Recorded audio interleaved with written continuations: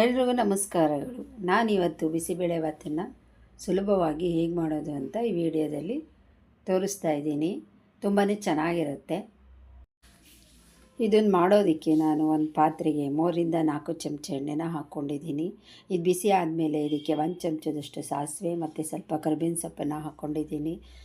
ಇದಾದಮೇಲೆ ಇದಕ್ಕೆ ಅರ್ಧ ಕಪ್ಪಿನಷ್ಟು ಹೆಚ್ಕೊಂಡಿರೋ ಕ್ಯಾರೆಟು, 1 ಕಪ್ಪಿನಷ್ಟು ಬೀನೀಸು, 1 ಕಪ್ಪಿನಷ್ಟು ಆಲೂಗೆಡ್ಡೆನ ನಾನಿಲ್ಲಿ ಹಾಕ್ಕೊಂಡಿದ್ದೀನಿ.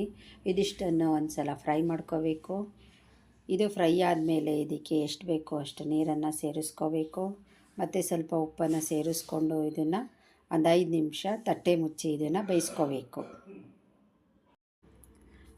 ತಟ್ಟೆನ ಮುಚ್ಚಿ ಇದನ್ನು ಬೇಯಿಸ್ಕೊಂಡಾಗಿದೆ. ಬೇಯಿಸ್ಕೊಂಡಾದಮೇಲೆ ಇದಕ್ಕೆ ರೆಡಿಮೇಡ್ ಬಿಸಿಬೇಳೆಭಾತ್ ಪೌಡ್ರನ್ನು ನಾನು ತೊಗೊಂಡಿದ್ದೀನಿ.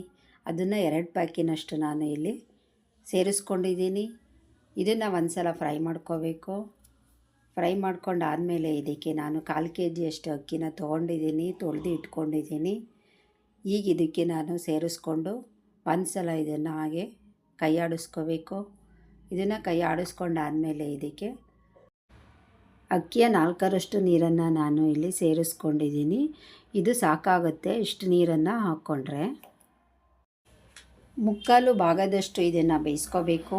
ಇದು ಬೇಯಿಸ್ಕೊಂಡಾದಮೇಲೆ ನಾನು 150 ಗ್ರಾಮ್ನಷ್ಟು ತೊಗರಿಬೇಳೆನ ಕುಕ್ಕರಲ್ಲಿ ಕೂಗಿಸಿ ಇಟ್ಕೊಂಡಿದ್ದೀನಿ.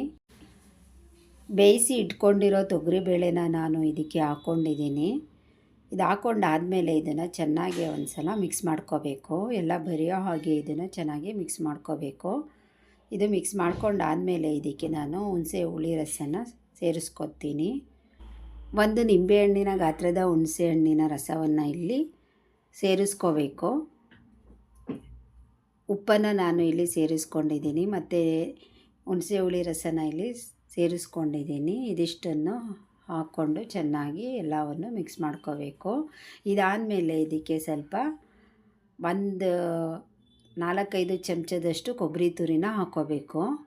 ಹಾಕ್ಕೊಂಡ್ರೆ ಚೆನ್ನಾಗಿರುತ್ತೆ. ಇದನ್ನು ಹಾಕ್ಕೊಂಡು ಚೆನ್ನಾಗಿ ಮಿಕ್ಸ್ ಮಾಡಿದ್ರೆ ಬಿಸಿಬೇಳೆಭಾತು ರೆಡಿ ಆಗುತ್ತೆ. ಇದಕ್ಕೆ ಕೊನೆಯಲ್ಲಿ ಒಂದು ಸಲ ಒಗ್ಗರಣೆ ಮಾಡ್ಕೋಬೇಕು. ಒಗ್ಗರಣೆಗೆ ಒಂದು ಬಾಣಲೆಗೆ 2-3 ಚಮಚದಷ್ಟು ಎಣ್ಣೆನ ಹಾಕ್ಕೊಂಡು ಅದಕ್ಕೆ ಸಾಸಿವೆ, ಕರಿಬೇವಿನ ಸೊಪ್ಪು ಮತ್ತು ಒಣಮೆಣ್ಸಿಕಾಯಿನ ಹಾಕ್ಕೊಂಡು ಇದಕ್ಕೆ ಒಗ್ಗರಣೆ ಕೊಡಬೇಕು. ಇದಾಗಿದೆ. ಬಿಸಿಬೇಳೆಭಾತಿಗೆ ಕೊನೆಯಲ್ಲಿ ಈ ಒಗ್ಗರಣೆನ ಸೇರಿಸ್ಕೋಬೇಕು. ಸೇರಿಸ್ಕೊಂಡು ಒಂದು ಸಲ ಇದನ್ನು ಚೆನ್ನಾಗಿ ಕೈ ಆಡಿಸ್ಕೊಂಡ್ರೆ ಬಿಸಿಬೇಳೆಭಾತು ರೆಡಿಯಾಗುತ್ತೆ. ತಿನ್ನಬೇಕಾದ್ರೆ ತಟ್ಟೆಗೆ ಖಾರ ಬೂಂದಿನ ಹಾಕ್ಕೊಂಡು ಇದನ್ನು ತಿನ್ನೋದ್ರಿಂದ ಚೆನ್ನಾಗಿರುತ್ತೆ. ಧನ್ಯವಾದಗಳು.